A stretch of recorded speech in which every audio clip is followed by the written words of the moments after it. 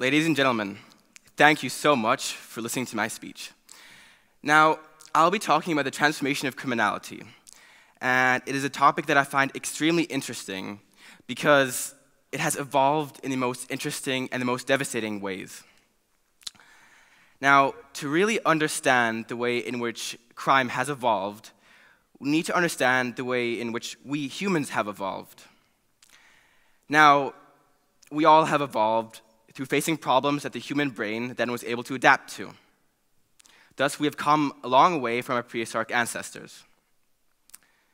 Unfortunately, this is also the case for criminal enterprises in our modern world.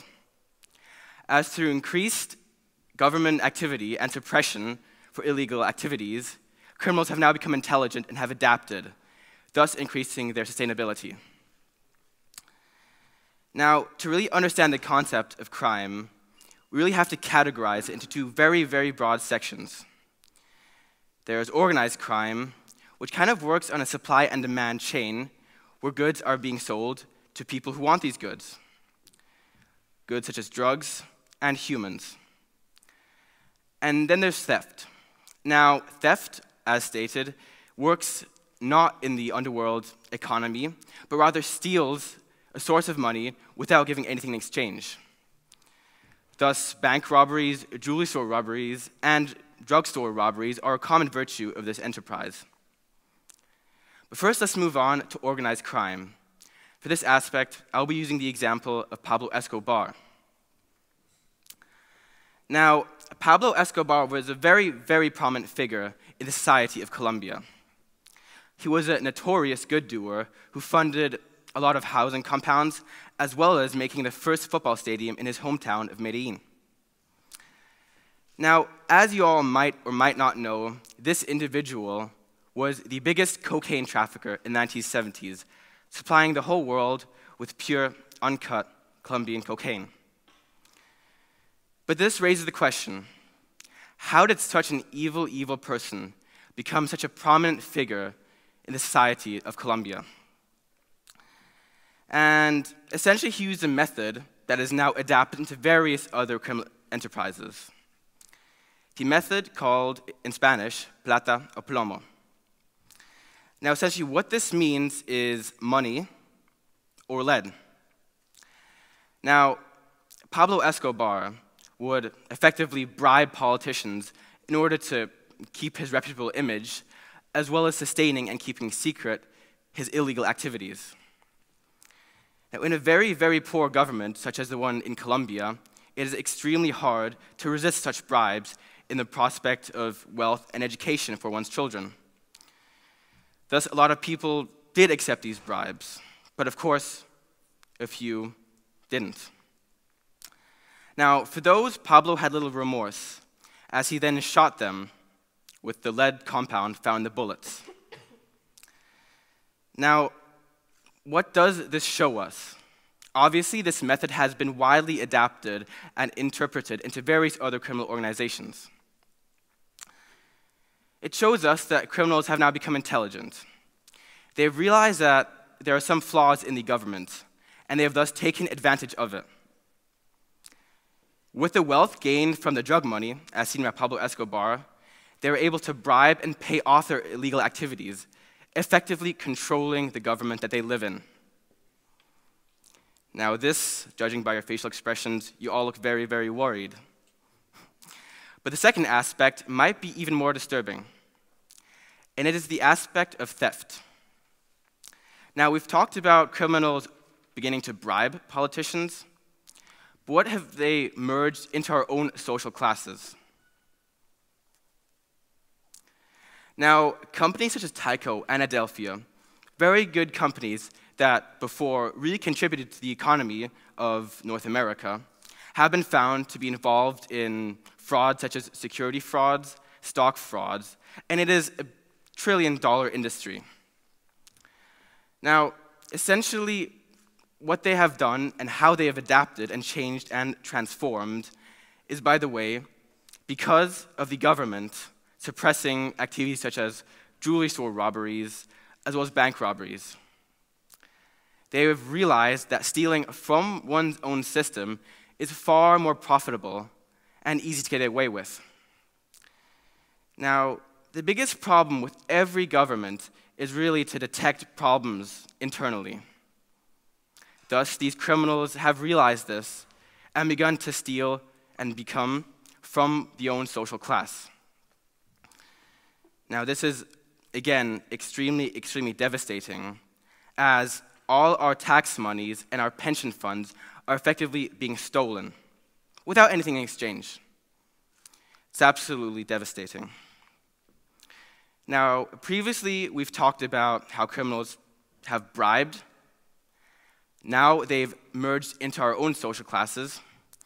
But what if I could tell you about an idea that we are being ruled by criminals? Now, for this example, I will be using notorious Mayor of Toronto, Rob Ford. Crazy guy, absolutely crazy. Now, as you can see here, instead of really taking the leadership position of his country, he is having a fun time with two lovely women. And judging by his facial expression in the second picture, we can deduce that he wasn't only drinking water. Now, as you may or may not know, Rob Ford was allegedly involved in a notorious video of him smoking crack cocaine in a crack house. Now, of course, when this news was released and this video went viral, me being Canadian, I was very interested in this, as I wondered, who is really leading Toronto? Now, after further investigation, I realized that, and I went into his family history for a long while, and I realized that he came from an absolutely appalling family. Now, his brother, Doug Ford, allegedly was involved in a hashish trade. Not only that, but he was brought up in an abusive home, and now his other brother is in rehab for cocaine addiction. It's absolutely crazy because how could such a prominent figure and such a leader come out of such a horrible and bad family? Now, this next information that I'll be presenting you today could be the most intense and interesting for you yet. Now, 2 weeks after the video went viral, the two crack drug dealers were found dead in the streets of Toronto. Now, at first I thought this might have been just a turf war.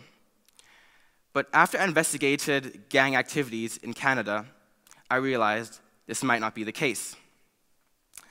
Now, the way in which the criminal activities in Toronto work are section-based.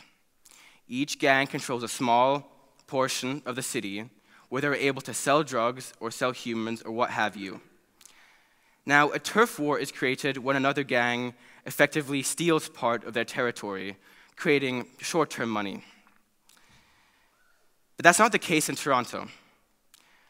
For criminals act in the way in Toronto, they want the mutual benefit of gaining money.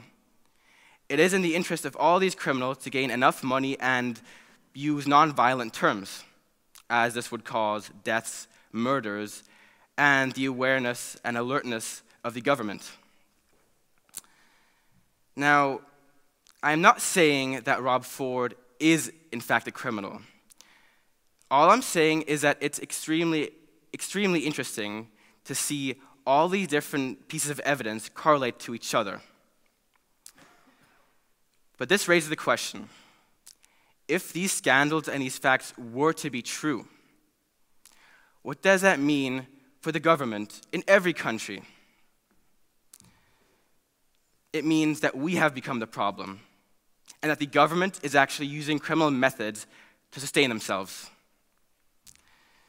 Now, ladies and gentlemen, this is a very huge and very broad topic, and y'all once again look quite concerned and interested, but take a deep breath.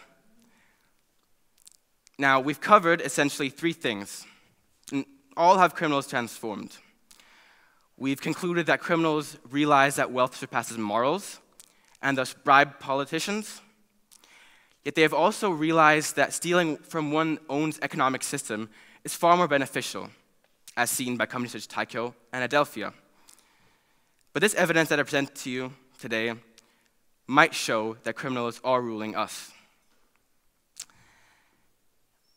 Of course, a very broad topic that really only leaves us with one extensive question. What can we do about a problem that has festered for so long and now has taken control of us?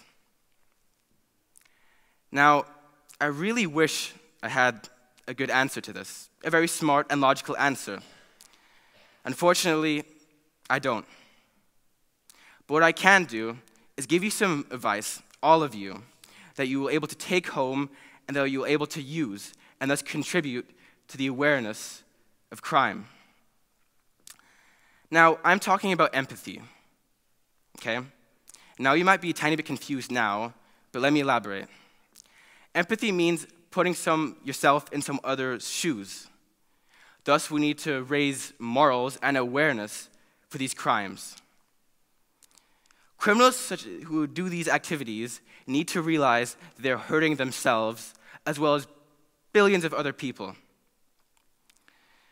Now, I can't exactly tell you how this will end, but I can for sure tell you how this will end if we don't do anything against this really deep problem. Now, just as a virus festers as it goes untreated, so will the virus of crime. Thus, we need to do everything in our power to flush out the criminals in our own social classes before we can really try and prey on criminals in the underworld. Now, we can do this by a variety of methods. Students, teachers, businessmen, everyone can help. Everyone must spread the concept and realize that this is becoming a growing problem. This means talking to family members, even posting some things on Facebook about it. We need to make the governments realize that they cannot get this problem unnoticed. Now, take a deep breath, everyone. I'm not asking you to do a lot. I'm just asking you to take this information that I've really showcased you today and think about it. Deeply interpret what I'm saying, and all I'm asking you is, maybe this might change a few moral decisions in the future. Ladies and gentlemen, it's been an absolute pleasure to present this topic for you today.